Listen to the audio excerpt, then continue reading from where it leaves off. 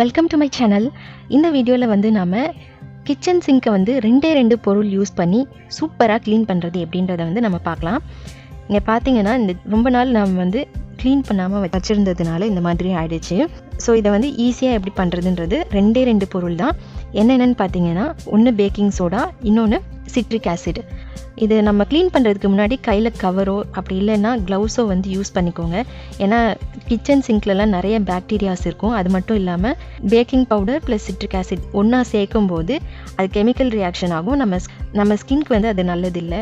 அதனால் நம்ம க்ளவுஸ் அப்படி இல்லைன்னா கவர் யூஸ் பண்ணிக்கோங்க கையில். இப்போ ஒரு ஸ்க்ரப்பர் வச்சு நம்ம ஃபஸ்ட்டு சிங்க் ஒரு தடவை தண்ணி விட்டு ஈரமாக்கிக்கோங்க. அதுக்கப்புறம் கொஞ்சமாக இந்த பேக்கிங் பவுடரையும் சிட்ரிக் ஆசிடையும் ஒன்றா கலந்து நீங்கள் இந்த மாதிரி தேய்ச்சி விடுங்க. ஸோ ஒரு நாள்பட்ட கரை அப்படின்னா வந்து நீங்கள் 2-3 தடவை தேய்க்கிற மாதிரி இருக்கும். நீங்கள் அடிக்கடி க்ளீன் பண்ணுறவங்களா இருந்தீங்கன்னா வீக்லி ஒன்ஸ் இந்த மாதிரி பண்ணிட்டீங்கன்னா உங்கள் சிங்க் வந்து எப்போவுமே புதுசாக இருக்கும். எத்தனை வருஷம் ஆனாலும் சரி புதுசாகவே இருக்கும். இப்போ பார்த்தீங்கன்னா இது இந்த மாதிரி கண்டிஷன் சிங்க்லாம் வந்து ரொம்ப ரேராக தான் இருக்கும். ஸோ நிறைய பேர் வந்து இந்த மாதிரி க்ளீன் பண்ணுறதுக்கு வந்து ஆசிட்லாம் யூஸ் பண்ணுவாங்க.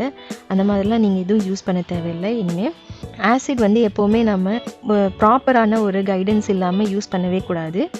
நம்ம கடையில் விற்கிற லிக்விட்லாம் வந்து அதிக விலை கொடுத்து வாங்கி யூஸ் பண்ணுவோம் இல்லையா, இது வந்து ரொம்ப கம்மி தான். இப்போ 1 கிலோ பேக்கிங் சோடா எவ்வளோன்னு பார்த்தீங்கன்னா 40 ரூபா இருக்கும். அதே மாதிரி சிட்ரிக் ஆசிடும் ஒரு 50-60 ரூபா இருக்கும். பட் 1 கிலோ அளவுக்கு நம்ம கிடச்சிருது. நம்ம அதை வச்சு நிறையா, இப்போ நான் என்னோடய வீடியோஸ்லேயே வந்து நிறைய ஃபார்முலாஸ்லாம் சொல்லியிருக்கேன். அந்த மெத்தட்க்கெலாம் வந்து நம்ம இந்த பேக்கிங் பவுடர் ஆட் பண்ணுறோம், ப்ளஸ் இந்த சிட்ரிக் ஆசிடும் ஆட் பண்ணிக்கிறோம்.